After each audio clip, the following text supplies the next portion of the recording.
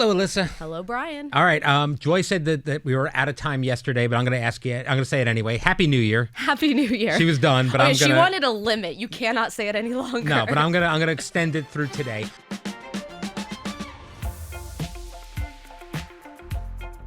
I haven't been on since the New Year. Exactly. Happy New Year. And do you have resolutions? Are you a resolution person? I am. They're usually broad, not like hyper specific, but all of mine are around health and wellness, mental and physical. So I've been, just basically going to the gym more, basically like working on ways to take care of myself better, diet, drinking less. Are you doing dry January or anything? We're doing dry January. My husband has become like kind of sober curious. So he'll go like several months without drinking. And I'm like, I'm in for dry January. We're going to see like February. I'm going to try to do like scaled back, only at a social event, have a glass and see.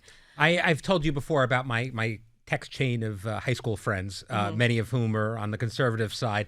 And we were all discussing they're all on a health kick this year. That's I don't know. The RFK inspiration. It is. It's a little bit of Make America Healthy again. And we were talking about dry January, and they're all very social drinkers. And they've I think to a man they've all fallen off in the first week. They couldn't make it. Oh yeah. Yeah. I'm not a huge drinker. I have like I got to dinner with my wife. I'll have a drink. I'll have a cocktail. I like a cocktail, but I'm never the guy that comes home at night and pours himself something. Like, yes, and that is kind of I think the reorienting that I think it's smart for people to consider. I'm not a big drinker either, but I'm definitely it's Friday. I'm stressed out. It was a long week. I'm gonna have one glass of wine, and that's like the second one is like a donkey pour of it, and that's where I feel like with just weight, sleep quality, everything. There's so many health effects that you can push off. So health, wellness, and I'm trying to read more. So for this job, we're all reading news articles constantly, but I want to read books and specifically fiction because we read a lot of nonfiction too in this role. So that's my goal. We'll see how much I'm able to stick with it, but so far so good. All right. Well, you'll be ready for when we do Ladies Get Lit again. Yes, You'll have exactly. lots of recommendations. Yeah. All right. The other big thing about your holiday break, you got a new dog. And going to church every Sunday. Oh, good. I always grew up that way, but we didn't ever find a home church in New York City, but now we love the church in our community. So that's great. That's great. That's a big thing when you move to find something like that. Totally. And in a smaller community, it's kind of the centerpiece and a good way to meet people and get to know neighbors. Absolutely. Oh, that's great. Yeah. And speaking of family and things like that, you added a dog. Yes, we've expanded our family. This is exciting. So as people who've watched the show, I have talked about Desi. Actually, before I had Herbie, I kind of was so obsessed with my in-laws' dog, Desi, who's a 5-year-old Havanese. I would babysit anytime we got a chance. If they traveled, I would watch him and then try to keep him another week or two. He's kind of the family dog. Like everyone loves him. And then once Herbie came into the picture, they're best friends. They're about the same size. And Desi like looks out for him like a little brother because Herbie's a little bit of he still gets into trouble. He's not always aware of like playing too hard or don't get into that. And Desi's a dream of a dog. So my in-laws were traveling. They're retired. We had Desi for about 2 weeks. And when they came back, they came to pick him up. And they realized how devastated both dogs were. Dogs really reflect like sadness. We were saying they both seem a little bit depressed, like they're having this separation anxiety. And both dogs will very well behaved get anxiety when people leave the house. Right. And so we talked about it, and they said they're like, I think the best thing for the dogs is them to be able to be together. That's so sweet. And I know how hard it is for my in-laws are dog lovers, are the best dog parents. But I love that they were like, but the best thing for the boys is for them to be together. That's amazing. And they're still part of their lives. Exactly. So and my in-laws are with us all the time. I now have a full house and a full bed, and I'm surrounded by men. I'm like the opposite of your life. It's only men. I have daughters, a female dog, and my wife, and The View, and everything else. Yeah. The other day I snapped at my husband. I was like, there's too much toxic masculinity between the three of you. All right, maybe we can switch for a weekend. We'll see how that goes. All right. So you mentioned drinking less, and today we talked about the Surgeon General warning that alcohol consumption is directly related to cancer, which is scary. And I think everybody knew alcohol's not great for you overall, but this warning's kind of made it a little bit more real for everybody, at least everybody at the table. Have you seen this impact people in your life? Definitely. And we've had some alcoholism in my family. It's something I've always been very aware of. I shouldn't say that. I drank a lot in my 20s. I've been in my 30s. It's just I'm not even that much of a social drinker, but I'm cognizant now. Joy hit it on the head. It's cultural, and it's how we portray drinking. And so for a long time, cigarettes were glamorized. It was, the Right. the cool looking cowboy or the guy on the motorcycle or like the sexy woman. And we changed that once we realized how dangerous they were. And young people do not smoke the way that I feel like they did even 10, 15 years ago because they know the health consequences. And I think with alcohol, there's been this like, oh, is red wine good because of the antioxidants? But it's like by and large, there's so much data that shows long-term overconsumption has negative health consequences. Right. And actually, ABC's former Dr. Jen Ashton does some great reporting on this and goes into kind of the science of it. And I think kind of just resetting in how we portray it, where we're not necessarily glamorizing overconsumption and we're showing stories of people who are sober, not even because they had a problem, just because they thought it was a healthier way to live or because they had a problem and took control of it. Sure. And I'm obsessed with it. I've noticed it in like the Bravo universe. There's a ton of people who have storylines where they're sober now and they chose to be, like Carl Radke on Summer House. He started a whole sober beverage line. On Southern Hospitality, Maddie Reese had a drinking problem when she was young, and she's now she's in her 20s and she's like 10 years sober. And I think it's good to show young people, especially, there's an alternative, that there's nothing weird about being in your 20s or in your 30s and just choosing not to drink. It seems like with the younger generation in general, you hear about they're not having as much sex. They're not having, I mean, the vices seem different. I think so. And I don't know if some's the digital age. I read this study about how there's a lot less connection and like spending time together in person with the Gen Z, group. I think they're so right on so many things. They're thinking about health more. They're taking care of their skin. They're not drinking as much. They're not partying as much. But the balance then becomes you also want to have your youth and you want to make your mistakes and you want to, enjoy life to the fullest before you have all the responsibilities you do later. So I think it's kind of like there's a happy in between. All right. Well, but yeah, what is the vice of like Gen Z? I guess Instagram. Yeah. Okay. Yeah. Social media. I think so. I mean, I don't know. All right. But today we talked with ABC News' Matt Gutman in Los Angeles about these horrible wildfires in Southern California. One thing we didn't talk about was the fact that there's a lot of politics going on here too, behind the scenes. About these natural disasters. It's probably a conversation we're going to have, but in the wake of what we're dealing with right now, didn't feel like it was the right day. We saw it with the hurricanes last year, and now we're seeing it with this one. What's your take on it? Well, it's funny. As we were talking about this, I had my phone volume on, which I never do because my sister is in the evacuation zone near the Glendale fire. So I just want to hear any updates. She's good. They got ahead of it, but she's got 2 dogs, a cat, her husband, and they have 2 cars and a motorcycle between them. So it's just a lot to move. But the most important thing, we all said this, heed the orders from officials. What makes this so scary, I grew up in Northern California.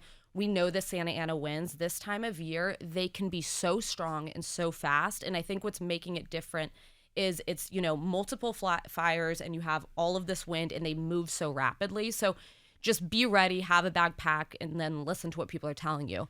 But on the kind of politics of it, my thought is this, is there's going to be very real and important conversations that we need to have on the other side of this. There are conversations around climate change. There are conversations that the right often talks about with how we deal with deforestation and kind of cleaning up of the forest floors. And that's a major impact for some of these fires. And also the proper funding of police and fire departments. There are so many angles. But I think that in the immediate moment when people are losing everything, people are still God forbid, potentially losing their lives. The most important thing is just to talk about what steps they can take, the resources that are available. And then what I say is this is on the other side of it, this is a historic disaster. Congress is going to have to do a supplemental. These people are going to need help. The county of Los Angeles is going to need huge resources to come back. So I often find in tragedies, we all feel like we're experiencing it together while it's ongoing. I felt this way with the hurricanes that came through North Carolina and Florida. Right. But then we tend to forget about them if we're not directly impacted and the news isn't covering them every day. So I think it's important we remember so many people lost so much and we have to continue to care in the months ahead because that's when the real rebuilding happens. Right, because people move on to the next thing. Yeah. And it's hard. And unfortunately there will be next things, but this is really devastating. It really is. And I again, not making it political, it is a reminder of why you want leaders who have the ability to turning things into politics in the moment when people are still suffering. Well, because listen, I mean, the reasons behind failures are important. Yeah. I'm not going to pretend they're not, but this isn't the time. That's exactly, because I right. think everyone at the table is going to have the list of things they want to rattle off about what should have been and could have been done better. But you just wait till people, when they're not in the triage stage, when we kind of have our arms around it, and it's now. I mean that about the politicians tweeting too. Totally. It's just not the time. Yes. It just seems like that doesn't inspire. Yeah, the best thing you can do is remind people of the resources available, give if you're in a position to, and just pray for people. Yeah. All right, let's switch gears to something happier. You mentioned Bravo earlier, and over the holidays there was some major Bravo news. This isn't happier. He clearly doesn't follow Bravo. I don't, but I'm trying. This is the most traumatic thing to happen in the Bravo community in Ohio. I think of it like a storyline, like it's exciting, but you're right. These are real people. That's such this a is real producer. stuff. I apologize. Again, I really fail on these Bravo topics, but when Paige DeSorbo announced her and her boyfriend Craig Conover have decided to split, what was your initial reaction to the news? Stunned, shaken, just traumatized by it. No, it was really sad because, for your backstory, they're the golden couple of Bravo. They've been one of the healthiest, longest running, and they're both beloved, and they're sort of an opposites attract kind of thing. He's on Southern Charm. He's this he wants to be kind of the male Martha Stewart. He's got a pillow line, and he's all about his garden and home care. And she's this, New York City socialite type who's on a house, Summer House, which takes place in the Hamptons. And it's just kind of two polar opposite worlds, yet they really worked together. That said, producer Vicky can tell you, I kind of predicted that they were going to, and not because I saw anything wrong with their relationship or how they feel about each other. It's they're both in their 30s. I'm kind of between the age of both of them. She's, I think, 32. He's maybe 36. And they both want to live. One wants to be in Charleston, wants to be in New York City. That's tough to overcome. And I think in your 30s, you really harness and hone in on what you want your life to be, where you want to live, what your long-term career path is. And if it's not aligned with a life partner, that's kind of where I think you sometimes have to say, I love you, you're great, but it's just our lives are not aligned. And long distance can work. Justin and I did it for about a year and a half. He was in Boston and I was in DC. But I think why it worked was because there was a light at the end of the tunnel. We knew either I was willing to move there or he was going to come back to DC. He ultimately came to DC. But I don't think when you just want totally different things, unless you have all the money in the world, or you're like Cheryl Lee Ralph and you want to live on the different side of the country. But I think if you're someone who wants a traditional marriage to live together, but you can't give on these two things, that's probably what's going to happen. Now that you've explained all this to me, I came in this morning and producer Vicky and producer Summer were having a conversation about Craig and somebody else, and now I realize this is what it was. In the moment, I thought they were talking about people we knew because they were so passionate and so worked up about it. And now I realize the people are really upset about this. No, they really are, because I really thought that they were going to overcome it, but there started to be the signs of neither are going to budge. Or if someone budged and was like, fine, I'll move to Charleston or I'll move to the city, they were giving up what we all knew that they actually wanted, which was to be in a different place. So, all right, so this is hard for people. Also, Yes. something I figured out in the last 5 minutes, I was invited to see Paige for her podcast at Radio City and some sort of VIP thing. You should have gone. Her podcast is hilarious. It's for her podcast, and I unfortunately can't because my daughter's performing in a show. But if you want to go, I'll see what I can do. Okay, I would love to. Yeah. Is a podcast king to a podcast queen. Exactly. No, it's really funny. She's great. All right, very cool. Okay, I'm learning a lot today. This is good. In other celebrity news, this is the celebrity story I was following, actually. A lot of stories broke out about what happened between Blake Lively and Justin Baldoni while filming the movie It Ends With Us. This has been an ongoing story. Blake is suing Justin. Justin is suing the New York Times. It's a back and forth with many allegations. Everyone is talking about this. What are your thoughts on it? Well, I loved the movie, and actually I had read the book too. Sarah was obsessed with the book beforehand. Yes, I remember yes. that. Yeah. So I'll preface to say this. I don't know where these lawsuits are going to wind up. I don't know. I can't make a judgment on sort of the claims on each side because there's more than I'm ever going to know about what went down. But I did want to speak to one aspect of it. So before the lawsuits came, there was kind of this cultural social media movement to cancel Blake Lively. Yeah, I remember this. I preface this. I have loved her since Gossip Girl. I think she's one of the most beautiful women on the planet. I'm obsessed with her.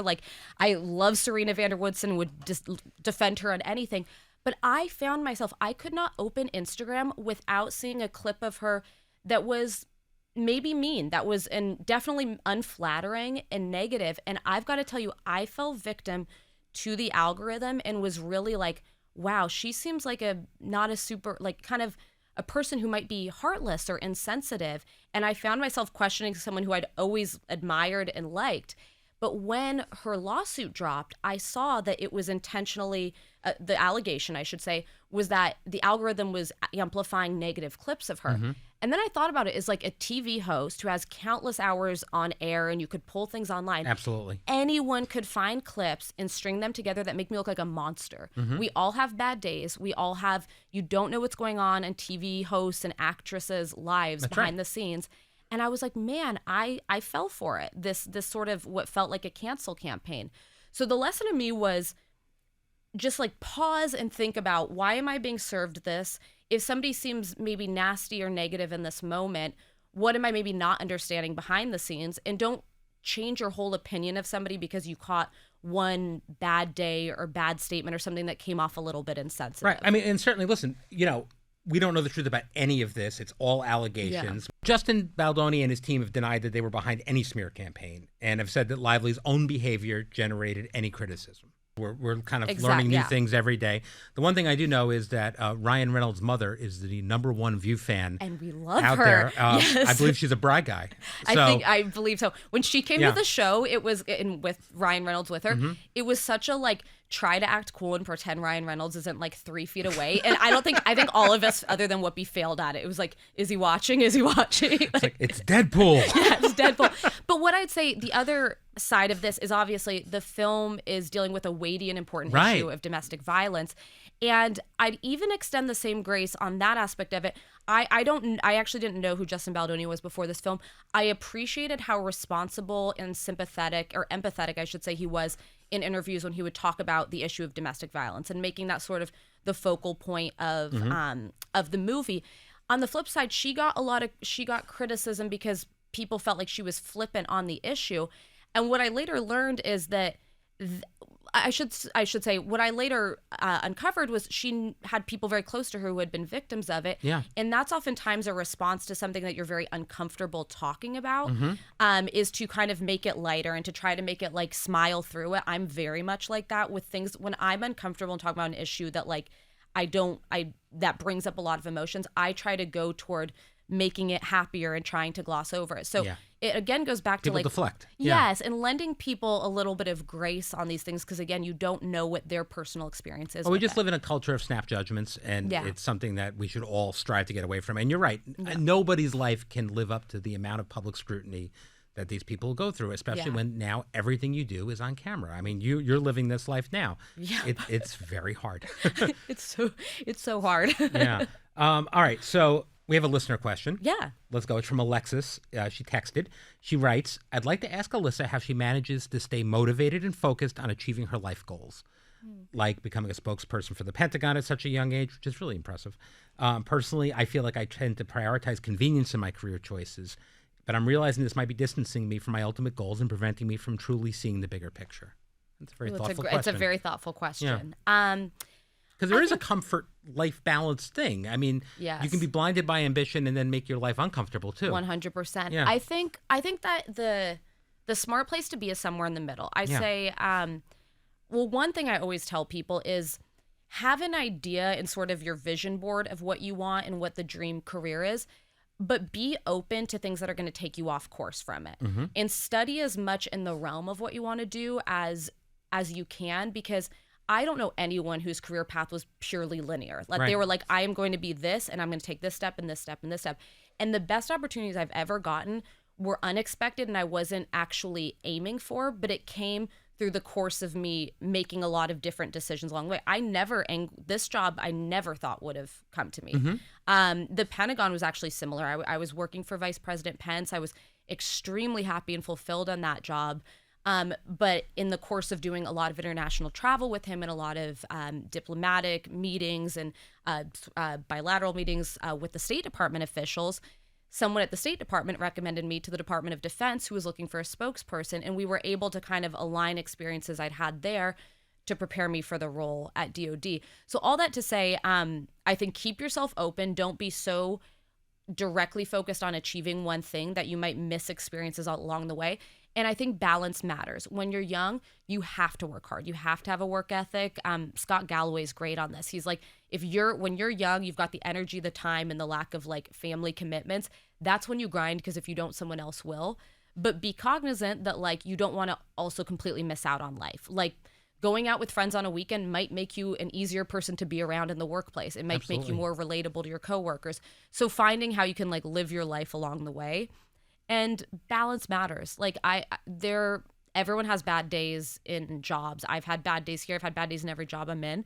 And being able to like go home to a life that you love is as important, in my opinion, as having a job that you love. It also has a lot to do with what stage of your life you're in, I think, too, because there are things I did in my 20s where I worked 90-hour weeks. Literally, and just sacrificed everything to move forward. Yeah. That I wouldn't even consider now because I've got other priorities and other things that are important to me. So that's same. My too. 20s, it was relationships were not a priority. I'm getting ahead and getting experiences in my career, and I mean, going on no sleep, like just the kind of work we were willing to do. But then I remember it became a priority for me in my late 20s. I was like, I know I want to get married. I know I want to have kids. I need to be able to pursue the dream job, but also leave time to meet someone. And then my husband and I mean, we actually already knew each other, but we got together. There we go. Yeah. It all works out. All right. So thank you for joining me today, Yes, Alyssa. of course. That's it for us this week. Starting this week, we'll have episodes Monday through Thursday due to our new production schedule. But don't worry, you can still get your view fixed by watching the premiere of our streaming series, The Weekend View, on ABC News Live at 7:30 and 9:30 Eastern, Saturday and Sunday. And you can find ABC News Live everywhere you stream. We'll be live on Hulu, Disney Plus, on your favorite streaming platform. ABC News Live is there, and we'll see you on Monday.